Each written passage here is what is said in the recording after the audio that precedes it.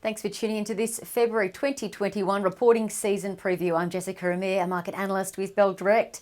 Well, reporting season, it's dubbed Christmas for investors and gives you the opportunity to find out how much a company has been earning over the year or half year and what their future might look like. Now, around this time, a company's share price might not necessarily be driven by how much they earn or by how much their profits rose or fell, but instead their share price will generally move higher or lower if their results are better or worse than what most analysts were expecting. So it's vital to be across these expectations.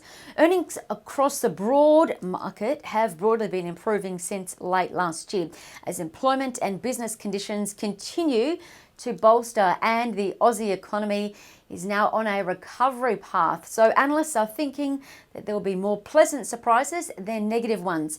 Citi expects 20% growth in broad market earnings in FY21. So this reporting season, it's important to watch 5 key areas. The first is consumer spending linked areas. Stocks in this category will benefit from an increase in demand.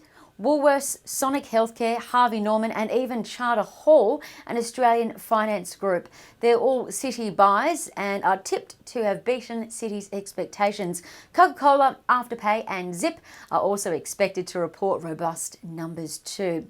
Whereas companies that may disappoint and are Citi sells include ASX, Domino's, Blackmores and Nanosonics.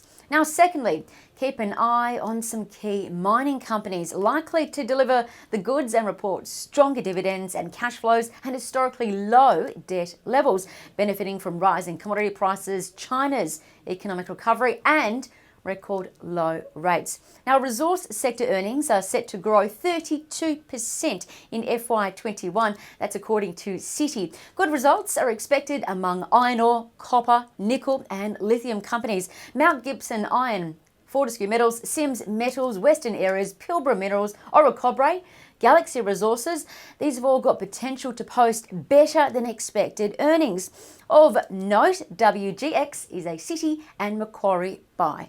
And thirdly, keep an eye on the banking sector. Although most banks aren't reporting this season, they're expected to show an 18% jump in earnings, and that's according to Citi. This sector is benefiting from rising credit with house sales at record levels and mortgage demand at record highs. So dividends could return to the satisfaction of shareholders, and analysts will be closely watching CommBank and Bendigo. And fourthly, given the pivotal shift to working from home, spending at home and rent reductions, beneficiaries from these tailwinds like building materials, packaging, consumer stocks and tech names are likely to do well. On the flip side, transportation, infrastructure and property stocks, in particular property office REITs, have the potential to disappoint. And the fifth theme to watch is international earners. Now, these could deliver sour grapes because the Aussie dollar is rising and it's currently at 2-year highs, meaning our Aussie goods are more expensive to overseas buyers. So Cochlear and Fisher Paykel may not do so well in terms of expectations.